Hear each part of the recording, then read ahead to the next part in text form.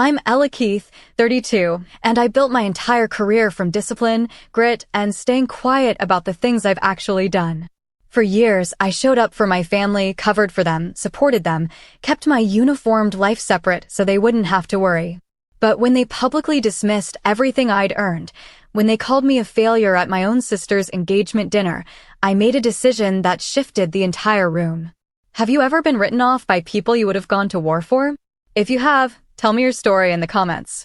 You're not the only one. Before we get into what happened, tell me where you're watching from.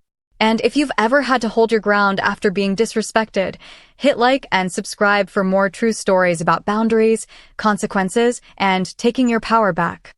What happened next? Even I didn't see coming. I grew up believing my family knew me. That's the kind of assumption children make, the one that takes years to disprove. My name is Ella Keith, and for most of my life, I existed in two versions, the one my family saw and the one I actually was. The gap between those two versions didn't matter much when I was young. It matters now. My sister Lila's engagement dinner was scheduled for 1800 hours on a Saturday in April. The invitation arrived 11 days before the event, forwarded through my mother's email with a subject line that read FYI. No note. No explanation for why a printed invitation hadn't been mailed to my address like everyone else's. I opened the attachment and saw my name listed under family in a font 2 points smaller than the others. Small details tell you everything if you're trained to notice them. I was finishing a training cycle at the time, which meant my schedule ran on a grid that didn't flex for last-minute social obligations. But I made it work. I always made it work. That's what they never understood about the military. It's not about having free time. It's about managing constraints. I submitted leave paperwork, arranged coverage for my duties, and confirmed my attendance in a reply-all email that went unanswered. My mother called 2 days later to ask if I'd received the invitation. I told her I'd already responded. She said, "Oh, I didn't see that," and moved on to discussing Lila's registry. The venue was a private event space downtown, the kind with exposed brick and Edison bulbs that photographs well. I arrived at 17:45 in a navy dress and low heels, professional but appropriate for the occasion. The parking lot was already full. Inside, round tables were draped in ivory linens, centerpieces arranged with white roses and eucalyptus. My mother stood near the entrance greeting guests, wearing a champagne-colored dress and the smile she reserved for public events. She hugged me briefly, her hands light on my shoulders, and said, "You made it." Not, "I'm glad you're here." Just acknowledgement of arrival, the way you'd confirm a delivery. My father, Colonel Richard Keith, was holding court near the bar. Retired now, but he'd never stopped wearing the rank like a name tag. He saw me, nodded once, and returned to his conversation. That was standard. My father had two modes, dismissive and absent. I'd stopped expecting warmth from him around the same time I stopped expecting him to remember my promotion dates. Lila was at the center of the room, luminous in a white cocktail dress, her hand resting on her fiancé's arm. Daniel Foster. I'd met him twice before, both times briefly. He was Army, a captain, which I knew from context clues rather than direct conversation.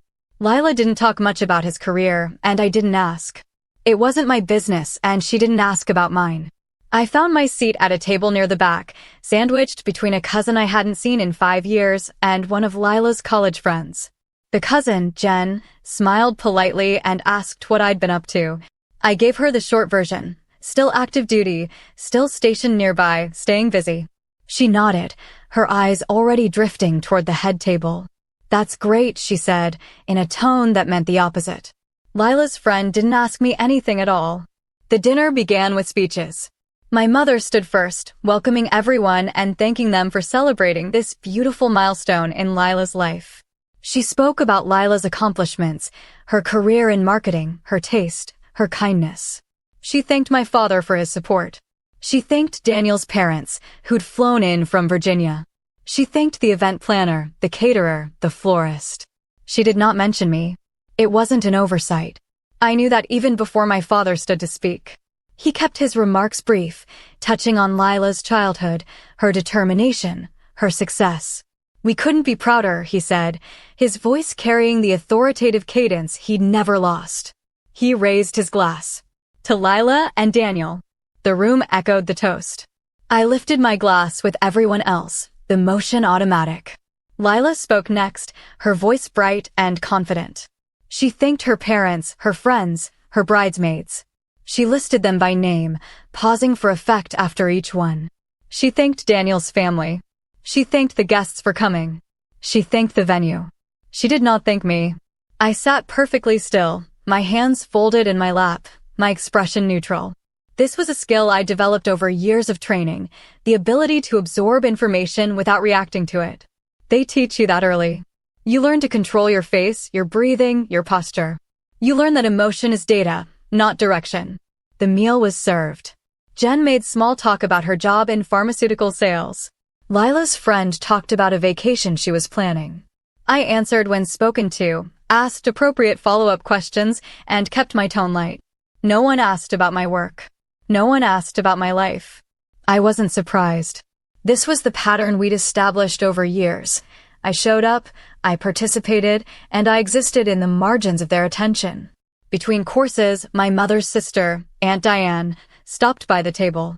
She leaned down, her hand on the back of my chair, and said, "Ella, sweetheart, are you still doing that military thing?" Her tone was gentle, almost pitying. I looked up at her and said, "Yes, I'm still active duty." She nodded slowly, the way you'd acknowledge someone's unfortunate circumstances. "Well," she said, "it's good to have hobbies." She patted my shoulder and moved on before I could respond. Hobbies. I turned the word over in my mind, testing it against the reality of my last deployment, the missions I'd planned, the decisions I'd made that kept people alive. A hobby. I took a sip of water and set the glass down carefully. My cousin Jen glanced at me, her expression uncertain, but she didn't say anything. No one ever did. By the time dessert was served, I'd counted 3 separate conversations within earshot that referenced my career, none of them accurate. One guest, a family friend I vaguely remembered from childhood, asked my father if I'd ever made it past basic training. My father laughed, not unkindly, and said, "She's been in for a while now." That was the entirety of his defense. The guest nodded and said, "Good for her." The phrase hung in the air, patronizing and hollow. I didn't correct them. Correction required an invitation to speak, and I hadn't been given one. So I stayed quiet, observing, cataloging. This was information. This was data. I'd process it later, the way I always did, once I was alone and the operational environment had shifted. For now, I remained present, professional, and perfectly composed. That's what they never understood. Silence isn't the same as absence. I was paying attention to everything. The dinner was scheduled to end at 2100 hours, but by 2000 hours, most of the guests had shifted into smaller clusters, talking and laughing. I could have left then. No one would have noticed. But I stayed because leaving early would have been an admission of something, and I wasn't ready to admit anything yet. So I sat at my table, watching my sister glow at the center of the room, and wondered when exactly I'd become invisible to the people who were supposed to know me best. The real cruelty came after the cake. Not during, when everyone was focused on Lila cutting the first slice, while Daniel's hand covered hers, both of them smiling for the photographer. Not during the applause, or the toasts that followed. It came in the quiet lull after, when people had returned to their seats and the noise level had dropped just enough for individual conversations to become audible again. My father stood, still holding his champagne flute, and cleared his throat. The room quieted. He wasn't done talking. "Before we wrap up," he said, his voice carrying that command presence that people either respected or resented, "I want to add one more thing." He looked at Lila, his expression warm in a way I hadn't seen him direct at anyone in years. "Your mother and I are proud of you. You've built a real career, made something of yourself. You didn't take the easy path, and that matters." The implication was clear, even if he didn't say my name. The easy path. I felt Jen shift uncomfortably beside me. Lila smiled, her cheeks flushed from attention and champagne. My mother nodded, her hand pressed to her chest in that gesture of maternal pride she'd perfected. Daniel watched my father carefully, his expression unreadable. Then someone, one of my father's old colleagues, raised his glass and said, "Here's to success."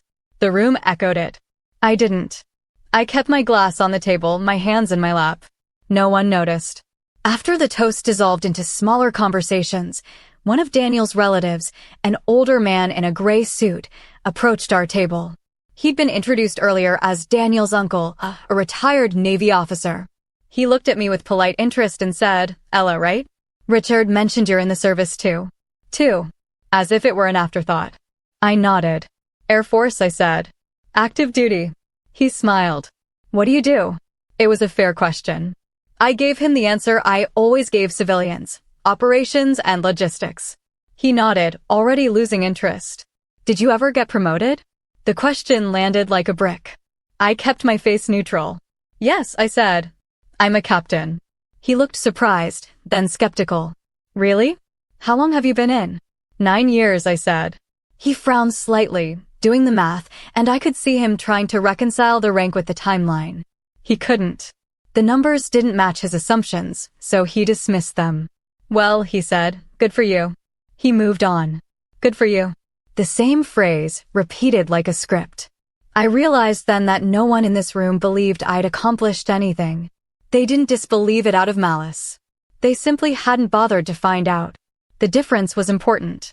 My mother appeared at my side a few minutes later, her smile tight. "Ella, you've been so quiet tonight." It wasn't concern. It was a reprimand. I looked up at her. I didn't have much to say.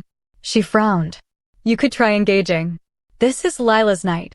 As if I'd been the one monopolizing attention. As if I'd been the one steering every conversation back to myself. I didn't respond.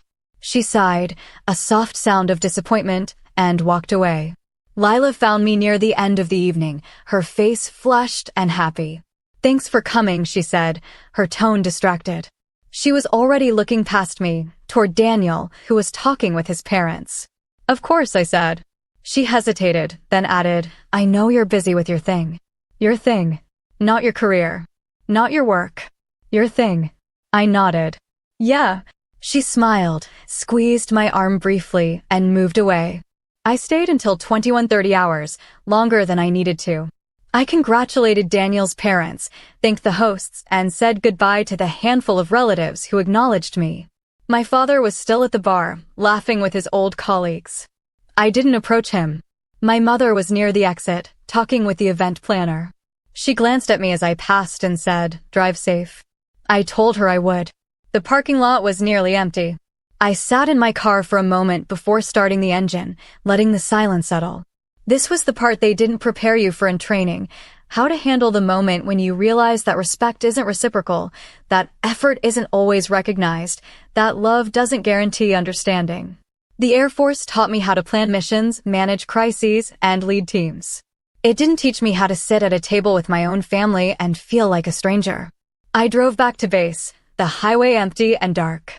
My apartment was quiet when I got home, the kind of quiet that feels deliberate. I changed out of the dress, hung it in the closet, and sat on the edge of my bed. My phone buzzed once, a text from one of my team leads asking about a briefing scheduled for Monday. I replied, confirmed the time, and set the phone aside. That was the difference. At work, people knew what I did. They knew my rank, my responsibilities, my record. They didn't need to be convinced. They didn't need me to prove anything. The respect was already there, built into the structure, earned through performance. At home, with my family, I was still trying to prove I existed. I thought about Lila's toast, the way she thanked everyone except me. I thought about my father's comments, the way he'd praised her success and implied mine didn't measure up.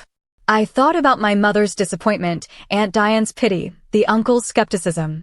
I thought about all of it, and I realized something I should have understood years ago.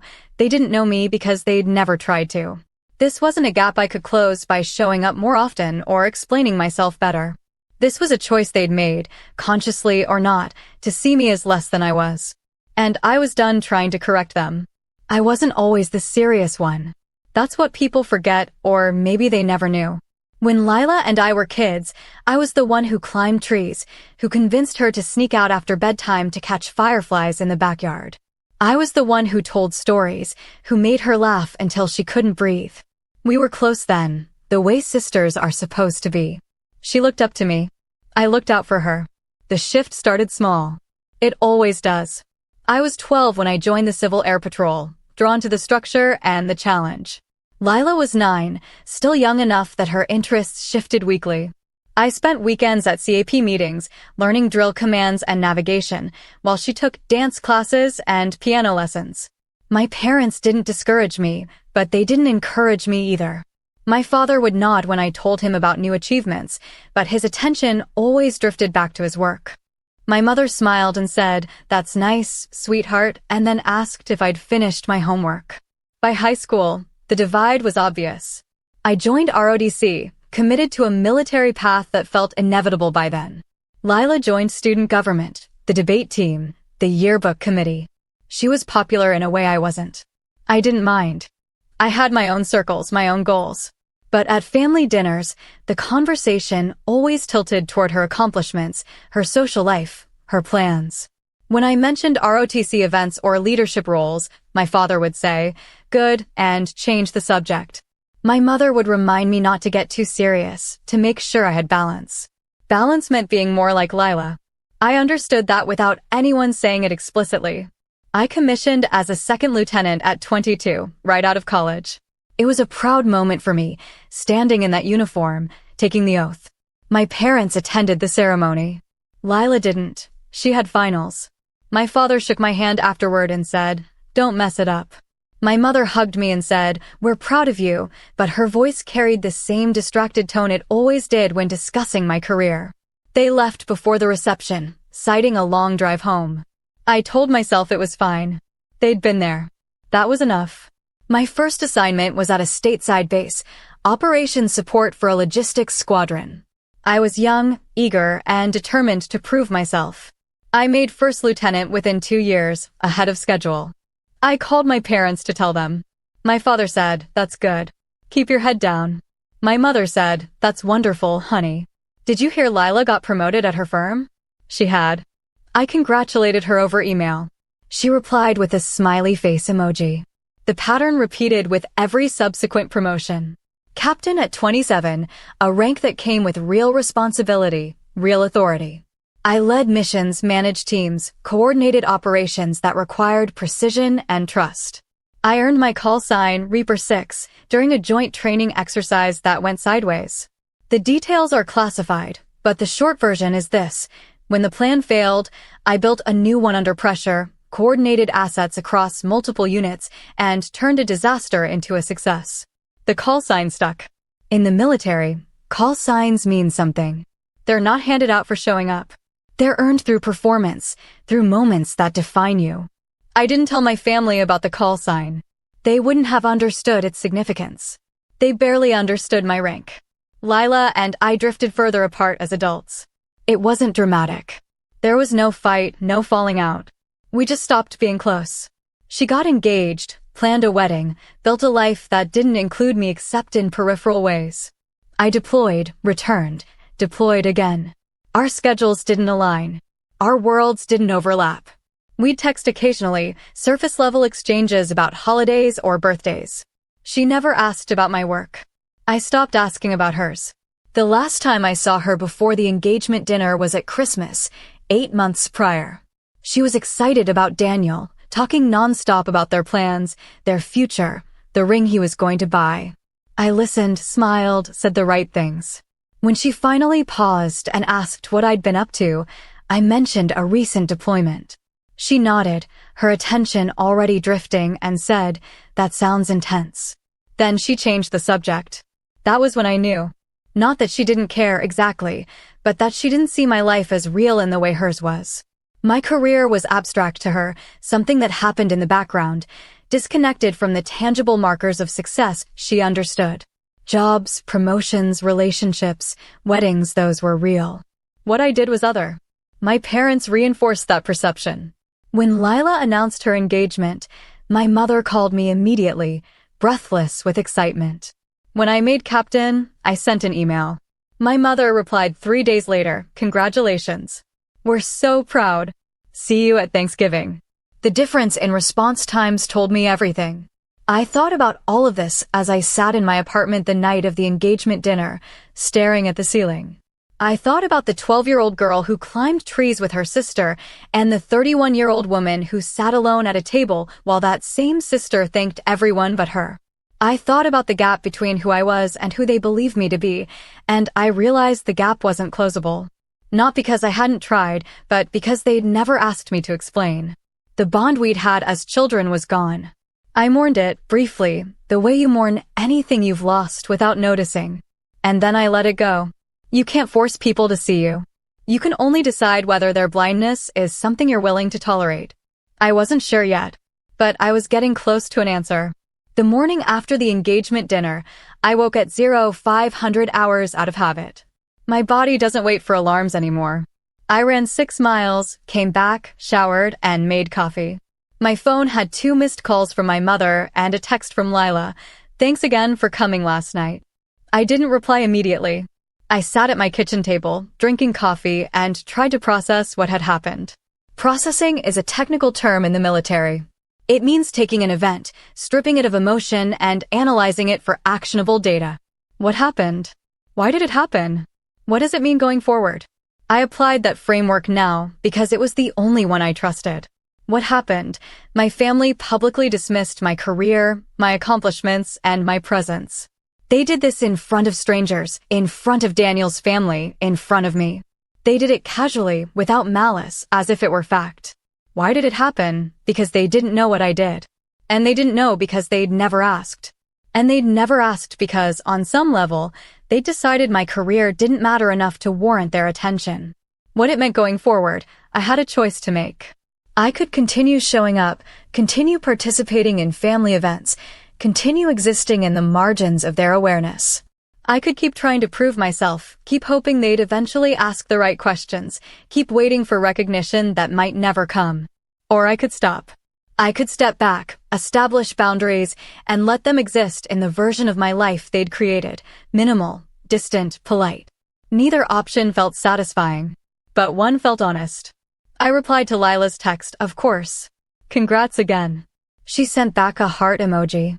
I set the phone down and stared at it, wondering if she had any idea how last night had felt. Probably not. That was the problem with being invisible. People don't realize when they're looking past you. I spent the rest of the weekend on base, catching up on work. There was always work. Briefings to prep, reports to file, personnel issues to manage. My team was solid, experienced, and I trusted them in a way I didn't trust much else. They knew my rank, my record, my capabilities. They didn't question whether I deserved to be there. They didn't ask if I'd ever been promoted.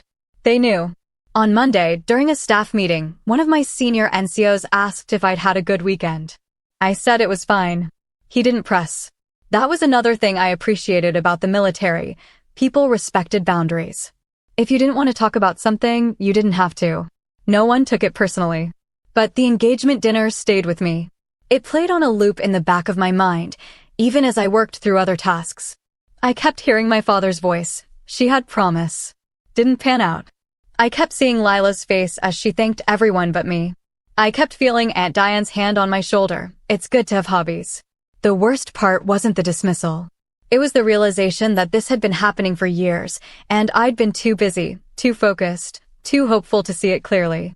Every missed phone call, every distracted response, every conversation that pivoted away from my career, they were all data points. Together, they formed a pattern. My family didn't respect what I did because they didn't understand it. And they didn't understand it because they'd never tried to. I thought about calling my mother, trying to explain. But explain what? That their assumptions were wrong? That I'd built a career they couldn't see? That their ignorance hurt? None of those conversations would go well. She'd get defensive, insist they were proud of me, cite the times they'd shown up, commissioning, graduation, the occasional holiday visit. She'd reframe the narrative, make it about my sensitivity, my inability to let things go. I'd seen her do it before, with other conflicts, other disappointments. It was easier to adjust the story than to accept responsibility. So I didn't call. I didn't explain. I sat with the discomfort and let it clarify into something sharper, resolve. I wasn't going to argue for recognition I'd already earned. I wasn't going to justify my career to people who'd already decided it didn't matter. I was going to continue doing my job, excelling at it, and let the results speak for themselves. If they never understood, that was their loss, not mine. But there was still a part of me, small, stubborn, childish, that wanted them to know. Not for validation, exactly, but for accuracy. They'd built a story about me that wasn't true, and I wanted to correct the record. Not because I needed their approval, but because I needed them to stop lying about who I was. I didn't know how to make that happen without looking defensive. I didn't know how to assert the truth without seeming desperate for acknowledgement. So I stayed quiet, the way I'd been trained to, and waited. In the military, patience is a tactical advantage. You don't force a situation before it's ready. You wait for the right moment, the right opening. Then you move. I didn't know when that moment would come, but I knew it would. Things always come to a head eventually. People always reveal themselves, given enough time. And when they did, I'd be ready. For now, I focused on what I could control, my work, my team, my responsibilities. Those things were real. Those things mattered. And unlike my family, they didn't require me to prove my worth over and over again. They simply acknowledged it, respected it, and moved forward. That was enough. It had to be. The call came 3 weeks later. I was in a briefing, reviewing logistics for an upcoming training exercise when my phone buzzed. I glanced at the screen, Lila. I ignored it. She called again during lunch. Then my mother called. Then Lila again. By the time I checked my messages, there were 5 missed calls and 3 texts. Lila, can you call me? Lila, it's about the wedding. Mom, Lila needs to talk to you. Please call her back. I stepped outside, found a quiet spot near the flight line, and called Lila. She answered on the first ring. Ella, thank God. I need your help. Her voice was high, frantic. I steadied myself. What's wrong? The wedding planner quit. Just quit. 3 months before the wedding. She sent an email this morning saying she's taking a leave of absence for personal reasons and referred us to someone else, but the other person can't take on a wedding this close to the date. I'm completely screwed. I waited. There had to be more. Lila didn't call me for emotional support. She called when she needed something practical. I need someone who's organized, she continued. Someone who can manage logistics, coordinate vendors, keep everything on track. You do that stuff all the time, right? With your job. There it was. I closed my eyes briefly, processing. She didn't know what my job entailed. She just knew it involved logistics. Close enough, in her mind, to wedding planning. Lila, I plan military operations. That's not the same as I know, but you're good at organizing things, right? Making schedules, managing people, solving problems? That's all this is. Please, Ella. I'm desperate. I thought about saying no. I had every reason to. She dismissed my career, ignored my presence, treated me like an afterthought. Now she wanted my help because it was convenient. The irony wasn't lost on me.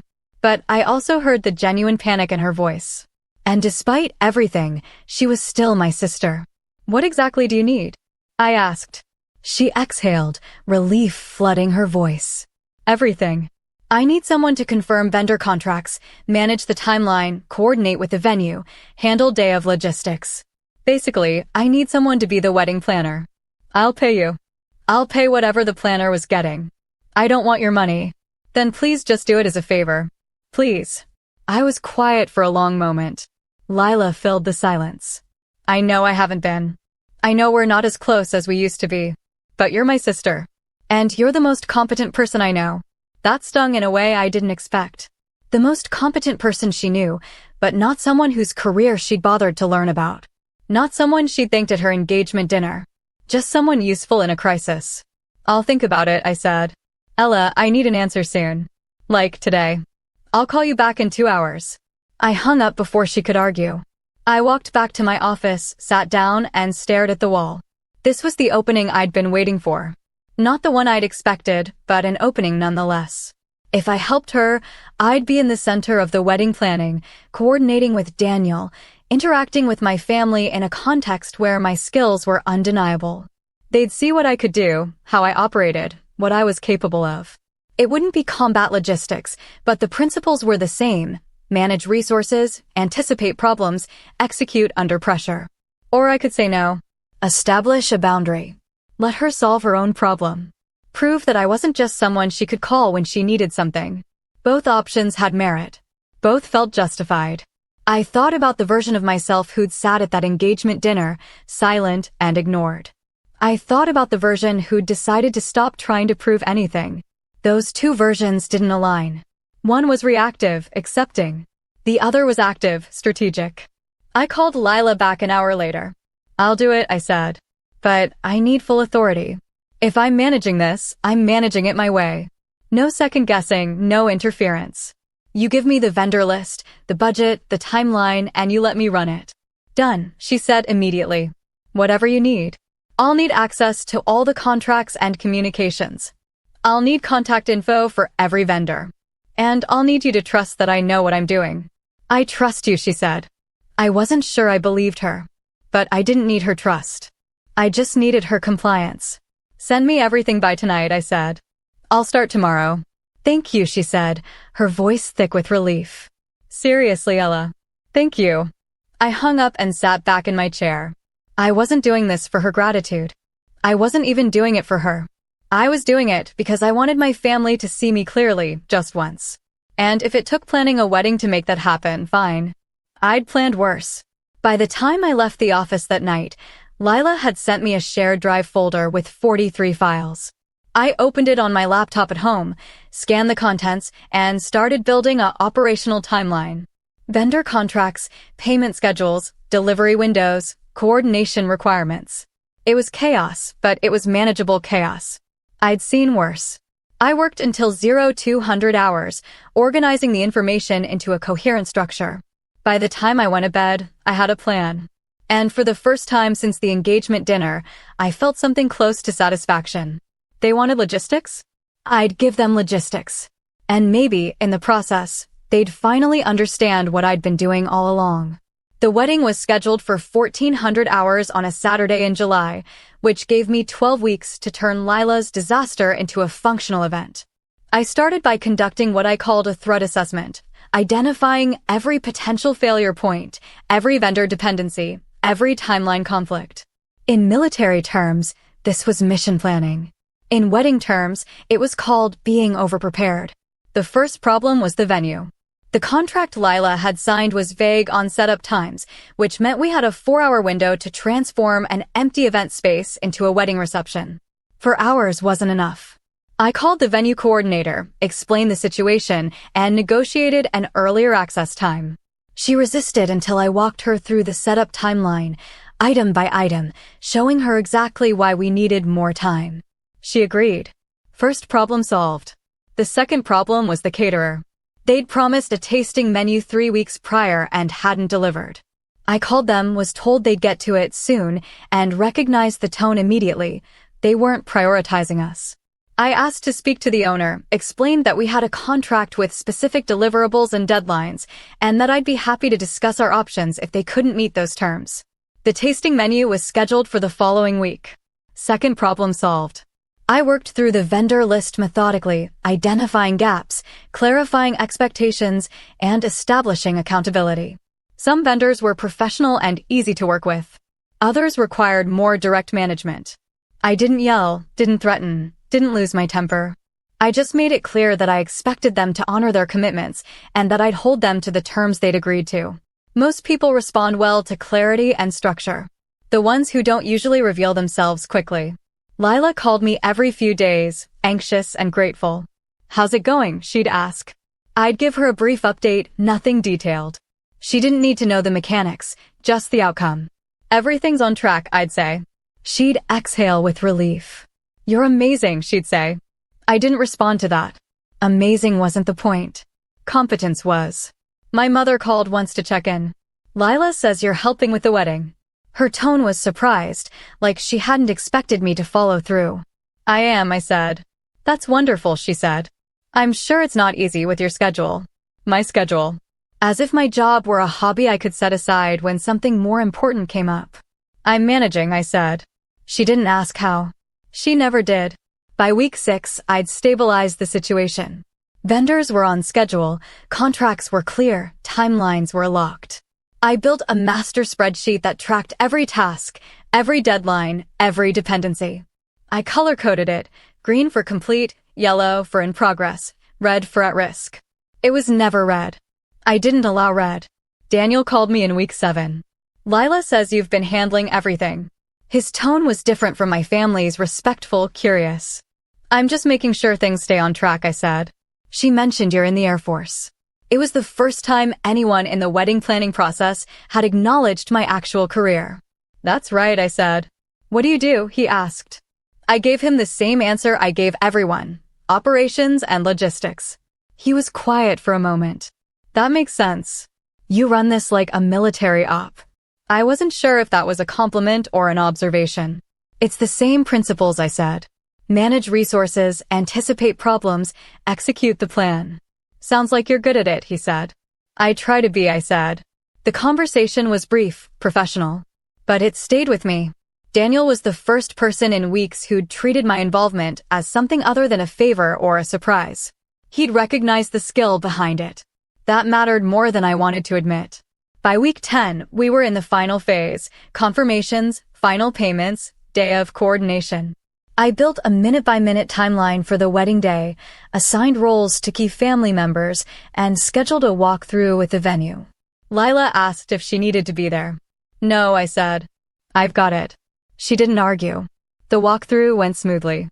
The venue coordinator had the setup plan I'd sent her. The caterer confirmed delivery times. The florist knew exactly where each arrangement would go. Everyone was on the same page because I'd put them there. As I walked through the space, visualizing the event, I felt the same calm focus I felt before a mission brief. This was what I did. I took chaos and turned it into order. I identified risks and mitigated them. I built plans that worked. And for the first time in months, I felt like someone, Daniel at least, had actually seen that. The rehearsal dinner was scheduled for the night before the wedding. I wasn't involved in planning it. That was my mother's territory. But I attended because Lila had asked me to. It was held at a private restaurant, smaller and quieter than the engagement dinner. My family was there, along with Daniel's immediate family and the wedding party. Lila stood at the front of the room and gave a short speech, thanking everyone for their support. She thanked her bridesmaids, her parents, Daniel's parents. Then she paused, looked at me, and said, "And I need to thank my sister, Ella, who saved this entire wedding when our planner bailed. I don't know what I would have done without her." The room applauded. My mother smiled, surprised. My father nodded, his expression unreadable. Daniel looked at me across the table, his gaze steady and thoughtful. It wasn't the recognition I'd wanted. It wasn't the understanding I'd been hoping for. But it was something. And for now, that was enough. The wedding day started at 05:30 hours. I was awake before my alarm, already running through the timeline in my head. The ceremony was at 1400 hours, which meant setup had to be complete by 1300 hours, which meant I needed to be on site by 0900 hours to supervise. I dressed in layers, comfortable clothes I could move in, knowing I'd change into my dress later. I grabbed my tablet, my phone, 2 chargers, and a printed copy of the timeline. Redundancy is key. If one system fails, you have a backup. I arrived at the venue at 0845. The event coordinator was already there, looking slightly frazzled. "The florist is running late," she said. I checked my phone. The florist was supposed to arrive at 0800 hours. I called them. They'd hit traffic but were 10 minutes out. Acceptable. I revised the setup timeline, pushed the floral installation back, and adjusted the dependent tasks accordingly. Problem managed. The florist arrived at 0900 hours. I walked them through the layout, showed them the diagram I'd created, and confirmed placement for every arrangement. They worked efficiently, and by 1000 hours, the flowers were done. The caterer arrived at 10:30 hours, right on schedule. I walked them through the kitchen setup, confirmed the menu, and verified final headcount. No issues. By 1100 hours, the venue was taking shape. Tables were set, linens were pressed, centerpieces were in place. I walked the space one more time, checking details, chair alignment, place card positioning, lighting levels. Everything was correct. I updated my checklist, all green. Lila arrived at 11:30 hours with her bridesmaids. She looked at the space and her eyes went wide. "Ella, this is perfect." I nodded. "Good. You should start getting ready. Hair and makeup are set up in the bridal suite." She hugged me quickly, impulsively. "Thank you," she said. I patted her back awkwardly. "You're welcome. Go." I had 90 minutes before I needed to change into my dress.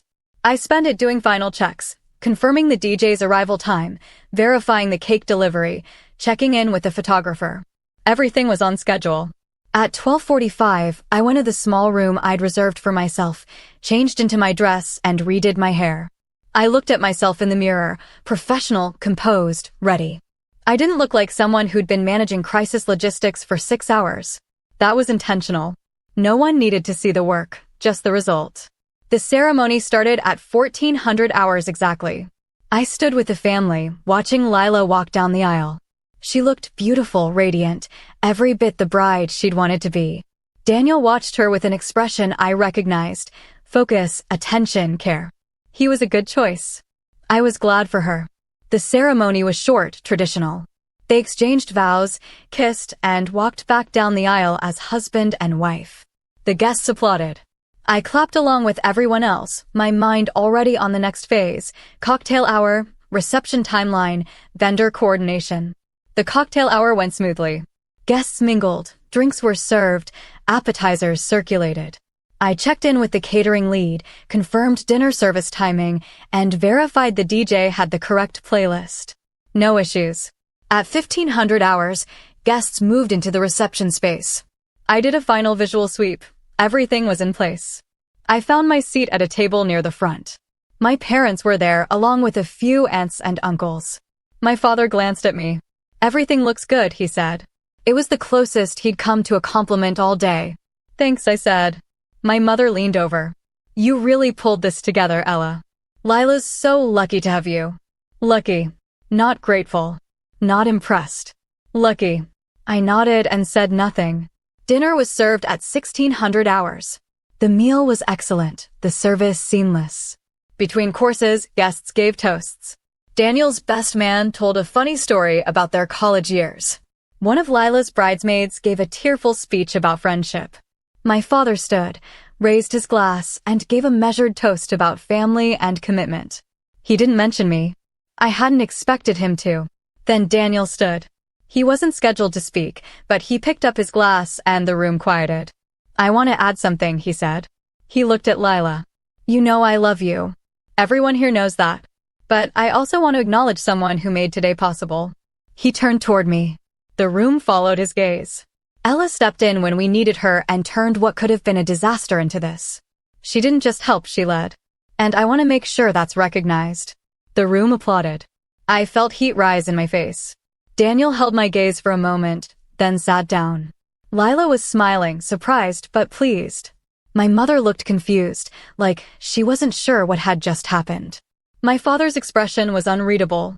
I nodded at Daniel, a small acknowledgement, and looked down at my plate. The applause faded. Conversation resumed. But something had shifted. People were looking at me differently now, with a kind of curiosity they hadn't had before. After dinner, during the dancing, one of Daniel's relatives approached me. The same uncle who'd asked if I'd ever been promoted. He looked uncomfortable.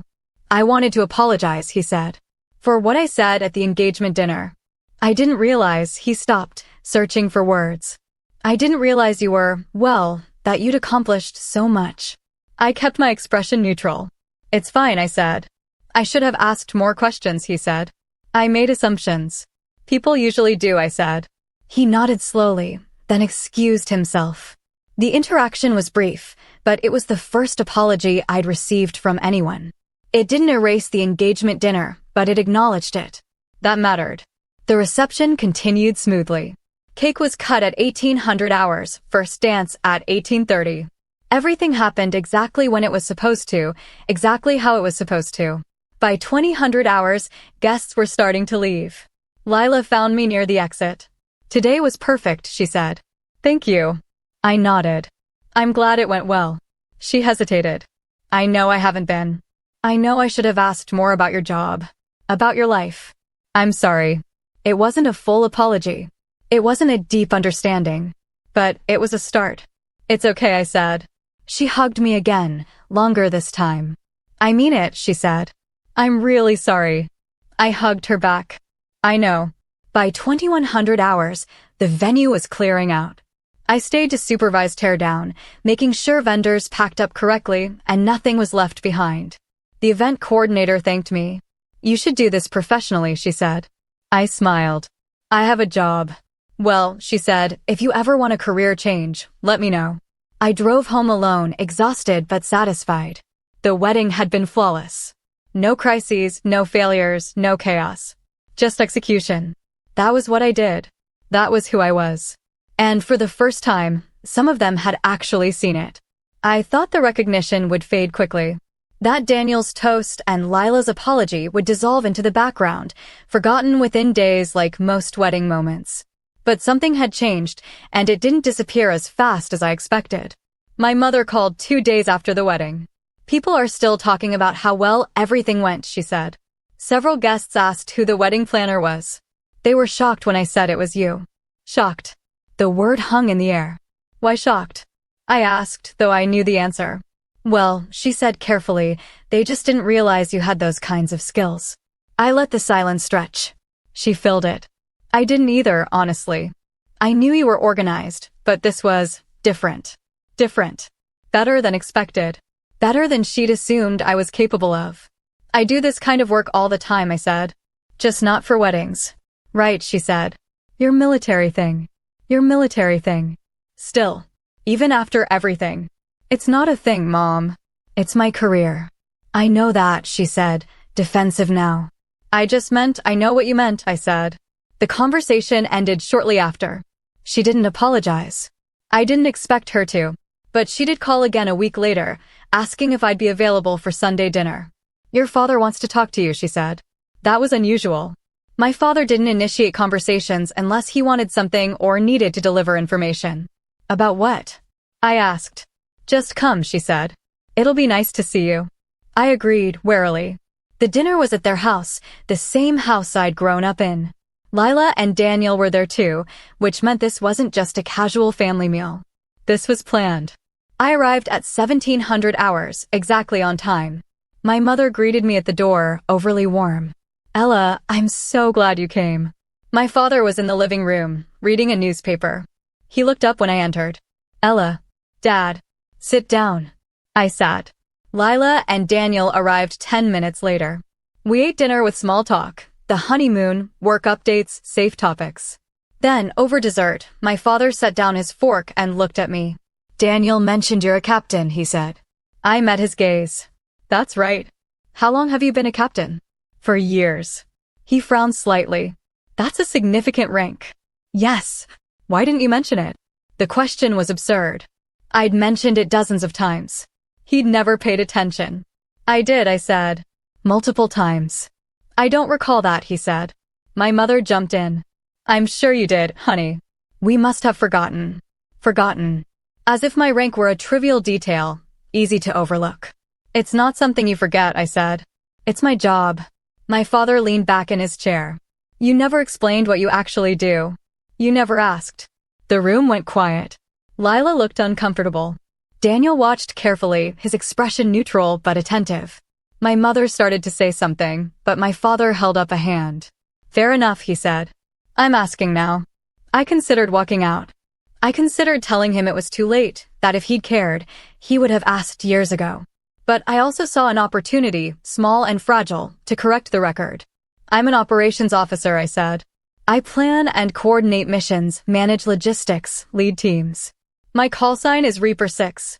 I earned it during a joint training exercise when a mission went off plan, and I coordinated a real-time response across multiple units. My father's expression shifted slightly. Not quite respect, but attention. Real attention. That's impressive, he said. It was the first time he'd said anything like that about my career. Ever. Thank you, I said. Why didn't you tell us this before? He asked. I did, I said again. You didn't listen. Another silence. My mother looked pained. Lila stared at her plate. Daniel spoke, his voice calm. For what it's worth, Reaper 6 is a significant designation. It's not something handed out lightly. My father looked at him. You've heard of it? I've heard of operations where that call sign was involved, Daniel said. It carries weight. My father turned back to me, reassessing. You never said. I'm saying it now, I said. The conversation moved on after that, shifting to safer topics. But something had cracked open. My father asked a few more questions about my work, basic things he should have known years ago. I answered them, concise and factual. He listened. It wasn't a transformation. It wasn't a revelation. But it was a start. After dinner, Daniel asked if he could talk to me privately. We stepped outside onto the back porch. The evening was warm, the sky fading to dusk. I wanted to apologize, he said. I frowned. For what? For not saying something at the engagement dinner. I knew something was off, but I didn't have enough context to intervene. I should have asked questions sooner. You didn't know me, I said. I didn't need to know you to recognize disrespect, he said. And I should have called it out. I studied him. He was serious, his posture straight, his expression earnest. Why does this matter to you? I asked. Because I've worked with people like you, he said. People who do the job, who lead quietly, who don't demand recognition. And I've seen how often they get overlooked. It's not right. It's not your responsibility to fix it, I said. Maybe not, he said. But I can at least acknowledge it. We stood in silence for a moment. Then he said, for what it's worth, Lila knows she messed up. She's been talking about it since the wedding. She feels bad. She should, I said. He didn't argue. She's trying, he said. That's something. It's a start, I said. He nodded. That's all any of us can ask for. A start. I left shortly after, driving home with a strange mixture of emotions. Relief, mostly. The truth was out now, at least partially. My family knew what I did, what I'd accomplished, who I actually was. It hadn't come from me pleading my case or demanding recognition. It had come from Daniel, from the wedding, from circumstances that forced them to see me clearly. But I also felt something like disappointment. Because it shouldn't have taken all of this. It shouldn't have required a crisis, a wedding, and a third party's validation for them to take me seriously. It should have been enough that I'd told them repeatedly over years. It should have been enough that I was their daughter, their sister. But it wasn't. And now I had to decide what to do with that knowledge. The weeks after the dinner passed quietly. My life returned to its usual rhythm: work, training, deployments. The difference was that my family started reaching out more often. My mother called weekly instead of monthly. My father sent occasional emails, asking about work in ways that suggested he was actually listening to the answers. Lila texted more frequently, asking how I was, what I was doing, whether I wanted to get coffee. I responded cautiously. I didn't trust the change yet. People don't shift that quickly without reason, and I wasn't convinced the reason was genuine understanding versus guilt or social pressure. But I gave them space to prove themselves because closing the door completely felt premature. In early September, I got orders for a deployment. 6 months, location classified, mission parameters I couldn't discuss. It was the kind of assignment I'd trained for, the kind that mattered. I called my mother to let her know I'd be out of contact for a while. How long, she asked. 6 months, roughly. That's a long time, she said. Will you be safe? It was the first time she'd asked that question. I can't discuss details, I said. But I'll be fine. I'll worry, she said. You don't need to, I said. I know what I'm doing. I know you do, she said. And she sounded like she meant it. I told Lila over coffee. She looked stricken. 6 months? That's huge. It's part of the job, I said. But you'll miss Thanksgiving. And Christmas. I will, I said. She was quiet for a moment. Then she said, I wish I'd understood this sooner. What you do. What it costs. It doesn't cost anything, I said. It's what I chose. But we didn't make it easier, she said. No, I agreed. You didn't. She looked down at her coffee. I'm sorry. Really? I know, I said. I'm going to do better, she said. When you get back, I want to do better. Okay, I said. I'll hold you to that. The deployment itself was intense, demanding, and exactly what I'd expected. My team performed flawlessly. The mission succeeded. I came home in March, 6 months older, 6 months sharper, 6 months more certain of who I was and what I was capable of. My family was waiting when I landed. My mother cried. My father shook my hand, his grip firm. Lila hugged me tightly. I'm so glad you're safe, she said. I told you I would be, I said. I know, she said. But I worried anyway. We went to dinner that night, all of us together. My father asked about the deployment. I gave him the details I could share, the team, the conditions, the challenges. He listened, asked follow-up questions, engaged in a way he never had before. My mother asked if I'd had enough to eat, if I'd been warm enough, if I'd been scared. I answered patiently. Lila asked what it felt like to be back. Strange, I said. It always is. Do you miss it? She asked. Parts of it, I said. The clarity. The purpose. And the people? She asked. Especially the people, I said. We didn't talk about the engagement dinner. We didn't talk about the years of dismissal, the assumptions, the gaps. Maybe we should have. Maybe there were conversations we still needed to have, apologies that needed to be articulated, understandings that needed to be rebuilt from scratch. But for now, this was enough. A dinner where they asked questions, where they listened, where they treated my career as real. That night, lying in my own bed for the first time in 6 months, I thought about everything that had led to this moment. The engagement dinner. The wedding. Daniel's intervention. My family's slow, grudging recognition. None of it had gone the way I'd expected. None of it had been easy. But it had been necessary. They'd said I failed. They'd believed it, repeated it, reinforced it. And for a long time, I'd let them, because correcting them felt like begging for validation. But I'd learned something important. You don't need to beg for the truth. You just need to live it, consistently, until the evidence becomes undeniable. I hadn't failed. I'd succeeded in ways they couldn't see because they hadn't been looking. But they were looking now. Not perfectly, not completely, but enough. And that was progress. I didn't need their approval. I never had. But I'd wanted their respect, their acknowledgement that I was more than the version of me they'd constructed. I had that now, or at least the beginning of it. Whether it lasted, whether it deepened, whether it ever became the kind of relationship I'd hoped for as a child, that remained to be seen. But I'd done what I needed to do. I'd shown them who I was. And if they still couldn't see it, that was on them, not me. I knew my value. My team knew my value. The people I served with, the missions I led, the work I did, that was real. That mattered. And no amount of family doubt could change that. They'd said I failed. The truth was simpler. They never knew who I was. Now they do. 10 years later, I made Lieutenant Colonel. The promotion ceremony was held at 0900 hours on a Tuesday in May, outdoors on the parade ground under a clear sky. My team was there, along with senior leadership and a handful of people I'd served with over the years. The kind of crowd that understood what the rank meant, what it took to earn it, what it represented. My family was there too. All of them. My mother sat in the front row, next to my father. He was 70 now, fully gray, moving slower than he used to, but still carrying himself with that rigid posture he'd never lost. Lila sat beside them with Daniel and their 2 kids, a boy, 6, and a girl, 4. They'd driven 3 hours to be here. Lila had called 2 weeks prior to confirm the date, asked what time she needed to arrive, whether the kids should wear anything specific. She'd taken notes. She'd put it in her calendar. She'd shown up early. The ceremony was brief and formal. My commanding officer read the promotion orders, outlined my record of service, and pinned the silver oak leaves onto my shoulders. I saluted. He returned it. The crowd applauded. It was over in 15 minutes, efficient and professional, exactly the way these things should be. Afterward, during the reception, my father approached me. He looked at the new rank on my uniform and said, "Lieutenant Colonel Keith." That sounds right. I met his eyes. It does. I'm proud of you, he said. He'd said it before over the past decade, but it still landed differently each time. Not because I needed to hear it, but because he needed to say it. Thank you, I said.